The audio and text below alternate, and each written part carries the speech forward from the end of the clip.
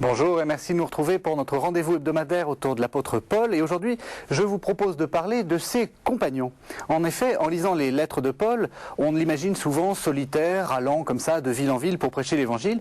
En réalité, Paul, c'est avant tout une équipe de co-rédacteurs, de porteurs, de relais.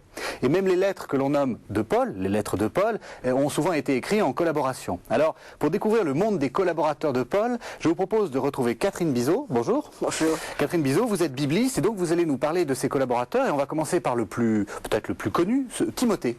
Alors qui c'est Timothée? Alors Timothée, Paul le rencontre à Lystre. Par rapport aux actes, on se rend compte que Paul va passer au monde grec, va aller travailler dans le monde grec. Et là, il rencontre Timothée qui a une mère juive convertie et un père grec. Donc ça doit intéresser Paul d'avoir à son côté un compagnon qui a à la fois les deux cultures et qui connaît les lois juives et le raisonnement grec. Paul, l'homme de la double culture, trouve son alter ego. Son alter ego, qu'il appelle d'ailleurs son véritable enfant dans la foi. C'est quand même déjà une qualification qui énonce tout ça. Alors Timothée, il a une grand-mère qui s'appelle Loïs, il a une mère qui s'appelle Eunice, qui toutes deux ont dû être des croyantes très ferventes et qui ont dû aider Paul à mettre Timothée dans ses pas. Alors, ce qu'on sait, c'est que depuis sa plus tendre enfance, il connaît les lettres saintes. Donc, sa grand-mère et sa mère ont dû bien le former, mais ces lettres saintes, c'est bien sûr l'Ancien Testament. C'est ce que nous, on appelle l'Ancien Testament. Absolument. Oui. On sait aussi qu'il doit être un peu timide et un peu fragile de santé. En lisant les lettres, on voit que Paul s'inquiète de temps en temps parce qu'il est un peu malade, un peu souffrant, il faut qu'il boive un petit peu de vin, qu'il fasse attention à son régime. On trouve ça justement dans les épîtres pastorales, dans l'épître à Timothée. Absolument. Où on lui dit ménage-toi. Oui. Donc Paul est un père pour Timothée dans la foi et puis un père qui veut savoir s'il va bien dans sa mission, s'il n'est pas trop fatigué. Alors Paul le prend avec lui et il le fait circoncire. Sans doute parce qu'à ce moment-là, effectivement, il y avait beaucoup de problèmes avec les communautés juives et les premiers chrétiens ne savaient pas trop comment se démarquer même par rapport... et donc il le fait circoncire. Et puis il l'emmène avec lui. Et Timothée reste à Bérée lors du deuxième voyage de Paul, pendant que Paul, lui, va à Athènes. Bérée, c'est juste sur la côte turque, actuellement... turque, avant d'arriver sur la Grèce. Voilà. Puis, on se rend compte que Paul appelle Timothée en lui disant « Viens me rejoindre à Corinthe, j'ai besoin de toi ». Et finalement, Timothée va rester très longtemps en Macédoine. Donc... son père grec et sa culture grecque va lui servir et va être utilisé par Paul à bon escient puisqu'il va avoir une mission très longue sur les côtes grecques. Ensuite, à Corinthe, il va aplanir les gros problèmes qu'avait la communauté de Corinthe. Donc il va sans doute être assez diplomate, sûrement très bon, et il va arriver à aplanir. C'est assez intéressant parce qu'on sent que Paul, par moment, est très... il ne sait pas très bien prendre ses communautés. Il est colère. Contre la communauté de Corinthe, il est colère de temps en temps. Et Timothée est plus souple. Timothée est plus souple et il va arriver, effectivement, et sans doute que Timothée va ensuite présider une communauté à Éphèse ou autour d'Éphèse. Il va revenir à la fin de sa vie...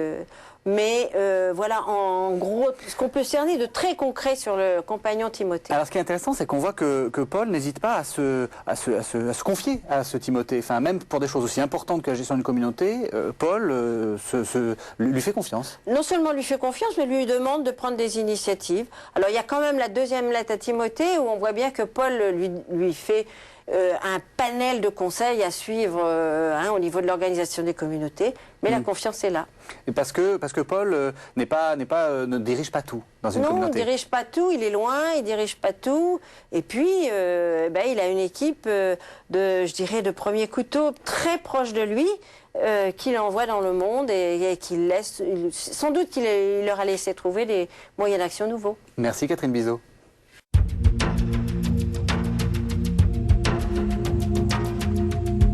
Alors, Alors Catherine Bizot, on parle toujours des compagnons de Paul, et après avoir vu Timothée, on va essayer maintenant de voir Tite. Alors Tite, c'est pas tout à fait le même milieu social que Timothée. Non, Tite apparemment sort d'une classe aisée d'Antioche. Donc c'est un autre très grande ville où il y a eu une communauté chrétienne très très tôt. C'est d'ailleurs là que le mot chrétien a été utilisé pour la première fois. Oui, et Antioche, c'est aussi l'ancienne capitale du royaume séleucide, donc un royaume extrêmement riche. C'est une très très grande ville. Très très grande ville, avec vraiment une classe aisée. Donc certainement aussi des jeunes gens qui ont dû faire des études importantes et qui sont disponibles aussi aux idées nouvelles qui arrivent jusqu'à Antioche. Donc vous l'imaginez bien, Tite, avec sa voiture de sport et sans... C'est un peu ça, en tout cas très curieux et sûrement passionné. Et Paul le rencontre, le convertit et le baptise. À la différence de Timothée, là, on voit qu'il avait été vraiment pris en main au sein de sa famille, certainement. Là, on voit que c'est Paul qui est à côté de Tite pour lui faire chacun des pas.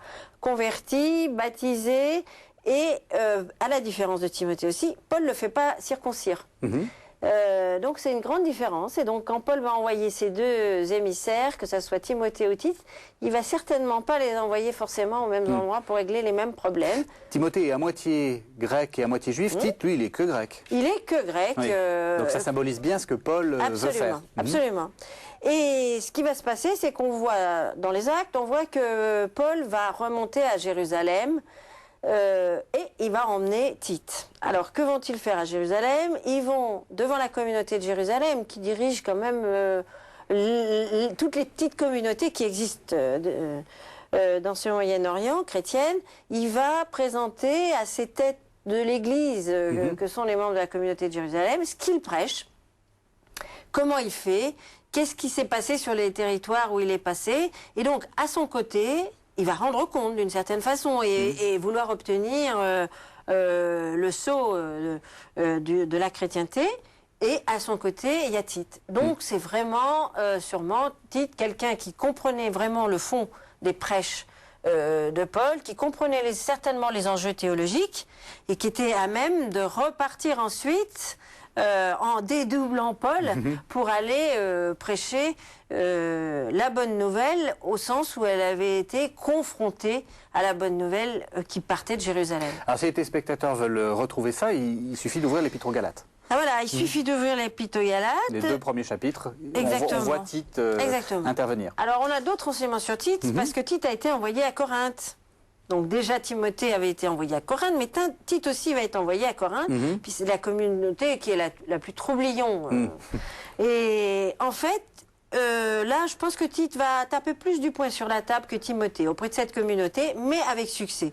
Et du coup, il va à la fois faire se repentir cette communauté parce qu'elle a été très déviante aux yeux de Paul, et faire naître en elle un zèle, dit Paul, important et une joie importante. Donc la mission de Tite a été réussie et Tite va aussi réussir à organiser à Corinthe la collecte qui devait aider l'église de Jérusalem. Et ça, c'était pas gagné d'avance, à mon avis. Eh ben, Tite va y arriver. Donc à la fois, sûrement déjà théologien, un Tite théologien, et en même temps un Tite très pratique, capable de mettre sur pied une collecte au sein de Corinthe. Alors justement, parlez-nous un peu de cette collecte. Cette collecte, c'est quoi pour Paul? Parce qu'il n'arrête pas d'en parler. Pour Paul, je pense que c'était un cas concret de mise en pratique de l'Évangile. Tout simplement, de montrer qu'il n'y avait pas les liturgies partagées, qu'il n'y avait pas que l'enseignement qui devait être très important à l'époque, soit oral, soit par lettre, mais qu'il y avait surtout aussi à poser des actes de fraternité, non seulement à l'intérieur d'une communauté, mais entre les communautés. Et je pense que c'est pour ça qu'il insiste tant. C'est la première fois où l'on voit des communautés qui, vraiment, aux yeux de toutes les autres, s'entraident. Et pour finir, une dernière question. On voit bien que Timothée est plus souple, Tite est plus affirmé.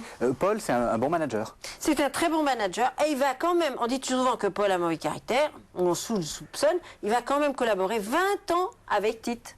Merci Catherine Bizot.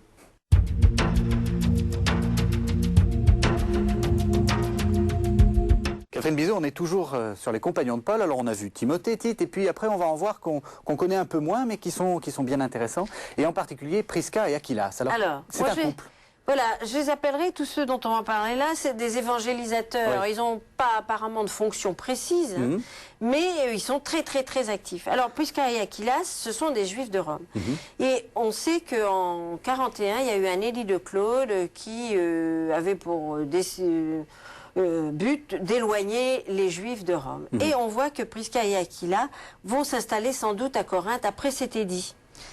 Et Paul arrive et il rencontre ce couple.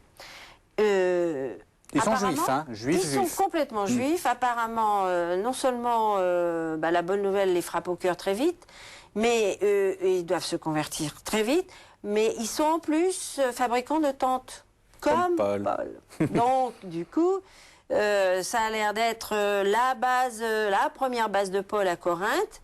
Ils s'installent même chez eux sans doute un certain temps. Et la première communauté, l'assemblée qui se réunit dans la maison de Prisca et Aquilas, a dû être vraiment la maison de la première communauté de Corinthe. Donc en gros, le petit ouvrier, enfin le journalier Paul qui arrive chez les gens déjà un peu établis, devient le personnage le plus important de la maison. Le personnage le plus important, tellement important que finalement, ils vont partir avec Paul. Ils abandonnent, je ne sais pas quel était leur fonds de commerce, s'il était important ou pas, mais en tout cas, ils l'abandonnent et ils partent avec Paul.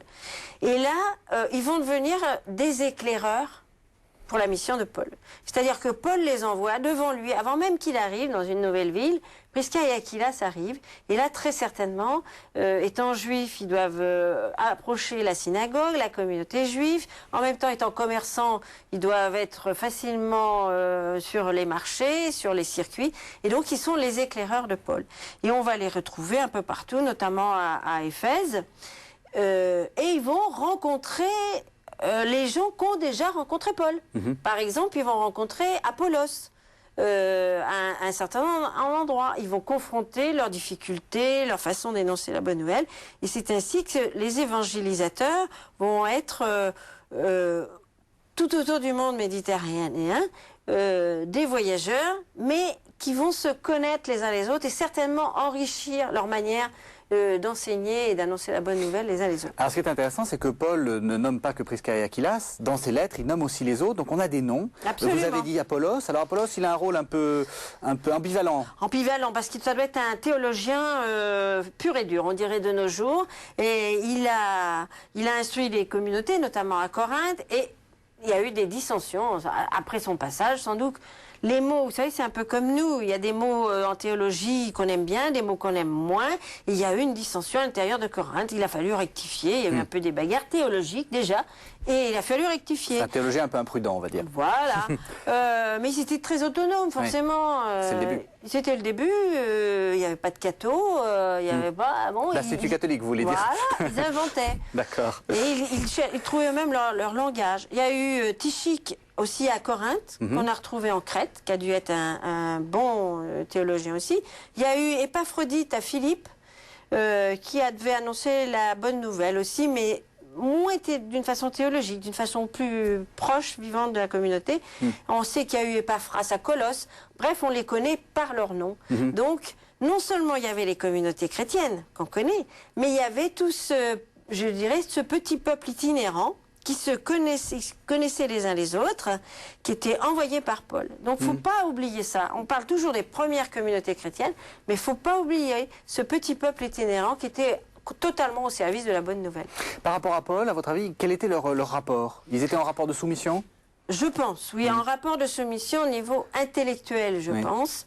Par contre, je pense qu'ils avaient sûrement une grande marge pour trouver leur chemin d'inculturation, on dirait, de nos jours, c'est-à-dire trouver les mots pour s'adresser à telle ou telle partie du monde oriental, et puis aussi les décisions pour faire avancer les communautés chrétiennes, parce qu'il n'y avait pas que l'instruction, il y avait la vie des communautés qu'il fallait mettre en route.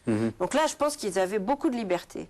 Oui, donc ça corrige notre image d'un Paul tout seul. Absolument. Ouais. Et n'oubliez pas qu'il y a aussi, dans les lettres, on voit bien, ils enseignaient ce qui concernait Jésus. C'est pas une théologie monstrueuse qu'ils enseignaient, vous voyez, c'est Jésus. Merci Catherine Bizot.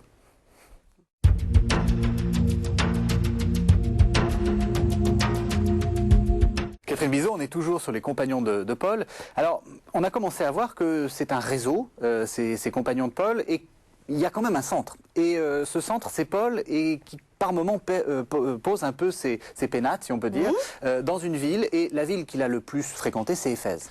Oui, alors c'est la ville qu'il a le plus fréquentée. Et en plus, Éphèse, ben, c'est une ville, effectivement, qui à l'époque était très très grecque. Ça c'est sûr, mais et aussi qui était très très juive et qui avait un potentiel intellectuel très important. Et au niveau des réflexions religieuses, de la recherche religieuse qui était foisonnante à cette époque, Éphèse était vraiment un centre. Alors ça explique pas forcément le fait que Paul se soit installé longtemps là, mais c'est un nœud de réalité historique qui font que Éphèse devait vraiment être finalement bien placé pour les travaux. C'est une position qui convient bien, parce qu'il est au centre de ses missions. Voilà, au centre des missions, de là on peut rayonner sur tout le monde méditerranéen, et donc ça a dû beaucoup jouer. Alors, il faut imaginer quoi? Une sorte de bureau, Paul, évangile en gros, export dans tous les pays du monde méditerranéen? C'est une sorte de centre d'exportation? Je pense, il y avait d'abord la communauté chrétienne en elle-même, donc avec des familles, donc des maisons, hein, comme on disait à l'époque, qui soutenaient très fortement cette communauté. Ces familles devaient accueillir les évangélisateurs itinérants dont on a parlé la dernière fois. Et donc, il y avait des espèces, certainement, de colloques très fréquents à l'intérieur de cette communauté et autour dans les maisons. Et à partir de là, certainement qu'ils ont beaucoup réfléchi, parce qu'à Éphèse sont aussi passés des évangélisateurs dont on n'a pas encore parlé, par exemple Marc et Luc, qui vont prendre ensuite une importance capitale.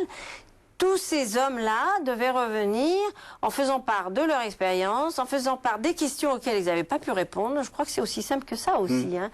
Partir prêcher, c'est une chose. Répondre aux questions de ce monde-là, c'est pas simple. Et donc, les uns et les autres. Et je pense aussi qu'ils venaient chercher des ordres carrément auprès de Paul.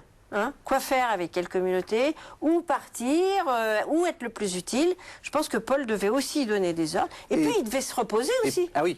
Avant de repartir. J'allais dire, il devait aussi écrire des lettres.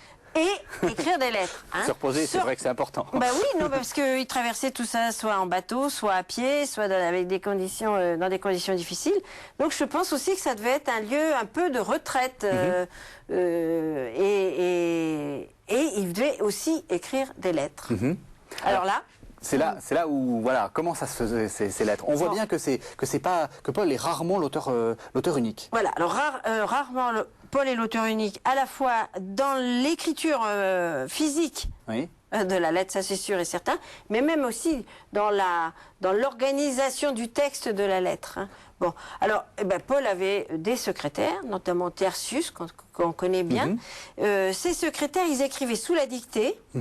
De Paul ou peut-être d'un autre parfois, sur des parchemins ou des papyrus, les papyrus étant moins chers que les... Alors c'était poncé, hein, c'était cher, donc il fallait faire attention. Alors, on peut poncer ça avec un coquillage ou un éclat d'ivoire. On avait de l'encre animale venue de la sèche ou de l'encre végétale avec du charbon. Et la dictée, c'était syllabe par syllabe, parce qu'ils avaient déjà une espèce de sténo. Voilà. Et Paul donnait sans doute un canevas général et après les secrétaires rédigeaient. Et ces lettres étaient envoyées par les hommes et les femmes dont on a parlé dans tout le monde méditerranéen. Et là, ils étaient lus publiquement certainement, mais aussi commentés, très certainement. D'où l'intérêt de revenir là où était Paul pour avoir les commentaires de Paul. Et puis, elles étaient sûrement recopiées. Parce qu'il n'y avait pas de photocopieuse à l'époque. Oui, on peut le supposer. Il y avait d'autres communautés autour, on recopiait pour elles et on se passait les lettres. Et à partir de ces lettres, il y avait des catéchèses et certainement aussi, ces lettres étaient support de liturgie. C'est ça qui est intéressant, c'est qu'on voit bien que la lettre, c'est pas simplement la lettre, c'est tout ce qu'il y a derrière, c'est-à-dire le commentaire, le porteur, etc. Voilà, le commentaire pour faire avancer la communauté, pour qu'elle réfléchisse, et puis même l'utilisation, là encore, pour aider les autres communautés à aller leur porter une lettre. C'était plus une collecte comme tout à l'heure, c'est une lettre qu'on porte. La bonne nouvelle. Eh bien, écoutez, merci Catherine Bizot de nous avoir fait découvrir Éphèse et puis ce centre de production de lettres. Merci.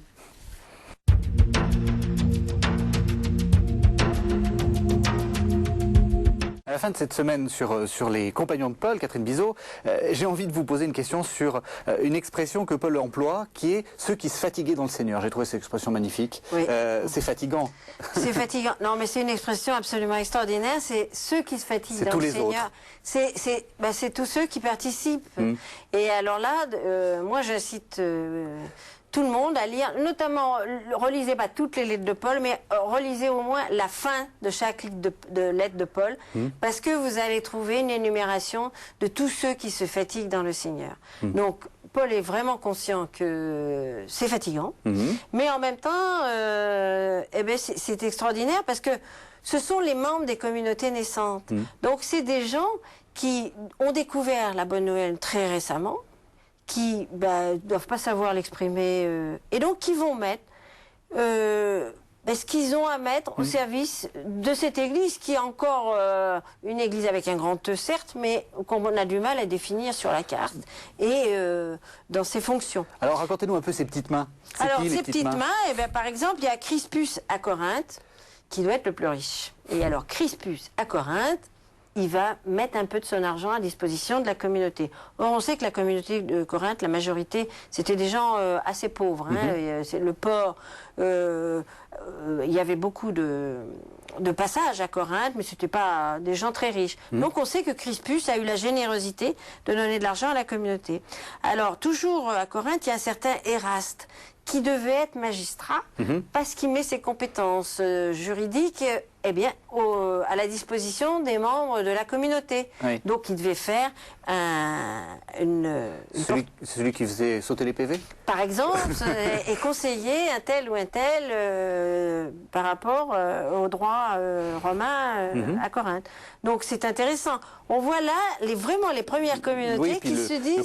Le concret, comment on peut se mettre au service les uns des autres. Caius hébergeait les membres itinérants qui travaillaient autour de Paul. Donc il devait y avoir, on savait, il se refilait l'adresse de Caius en disant là-bas tu peux arriver, au nom de Paul tu seras hébergé et nourri. Il y a des femmes. Bien sûr qu'il y a des femmes. Oui, bien sûr, mais alors il y a Phoebé. Alors moi je vous conseille Phoebé comme exemple, parce qu'elle ne posait jamais son sac, Phoebé. C'est ce que disent ses compagnons. Phoebé, elle arrivait, hop, alors elle ne se reposait pas, et hop, elle repartait. Alors elle portait des lettres, elle faisait des courses. Parce qu'il n'y avait pas que les lettres non plus. Par exemple, on sait que Paul avait laissé chez Carpos à Troas un manteau et des parchemins. Et quelque temps après, Paul a un besoin très urgent de son manteau et de ses parchemins. Donc, il y a Phoebé qui se dit, je vais chercher, pour Paul, je vais vite chercher le manteau et les parchemins. Et hop, elle est repartie. Elle va lui ramener. Donc, il y avait toute cette vie absolument, qu'on imagine plus qu'on a les détails concrets. Sûr, on n'a que des noms. Mais voilà, mais au moins, on les voit vivre et on voit qu'ils abandonnaient leur région, leur famille, leur métier pour un certain temps, pour rendre service à l'église autour de Paul. Alors, ce qu'il y a aussi, c'est les maisons. Alors ça, c'est très frappant. L'église primitive est une église de maison, une église domestique. Une église domestique, et ces églises domestiques ouvraient leurs portes aux membres des autres maisons qui étaient déjà des églises chrétiennes tout autour de la Méditerranée. Alors c'est comme ça qu'on sait qu'à Nymphas, à Colosse, ouvrait sa maison, non seulement pour la fraction du pain le dimanche et pour recevoir ses amis de la communauté chrétienne, mais à tous les chrétiens qui circulaient. On sait aussi qu'Aristobule à Rome a fait la même chose. Carpos à Troas, je vous l'ai dit. Donc, vous voyez, c'est à la fois la personne qui décide de mettre ses jours à la disposition de Paul et de la bonne nouvelle, mais c'est aussi la famille entière qui, au moins, ouvre sa maison pour ceux qui voyagent. Et c'est comme ça que tous ces compagnons de Paul dont nous parlons cette semaine, sont à la fois des estafettes, des porteurs, des commissionnaires, on dirait, et en même temps des coopérateurs de Paul. Et c'est là où c'est intéressant, c'est que moi je pense très sincèrement que si Paul n'avait pas eu tous ces coopérateurs, la mission de Paul n'aurait pas donné les fruits qu'elle a effectivement donné. Merci beaucoup Catherine Bizot de nous avoir accompagnés toute cette semaine. Alors j'indique à nos téléspectateurs qu'ils peuvent retrouver un peu tout ça comme vous dites, à la fin des lettres. Quand vous lisez les lettres de Paul, n'hésitez pas à regarder aussi les derniers chapitres. C'est là où vous avez tous ces noms. Merci beaucoup. On vous retrouvera la semaine prochaine pour d'autres thèmes. Merci de nous avoir suivis et à la semaine prochaine.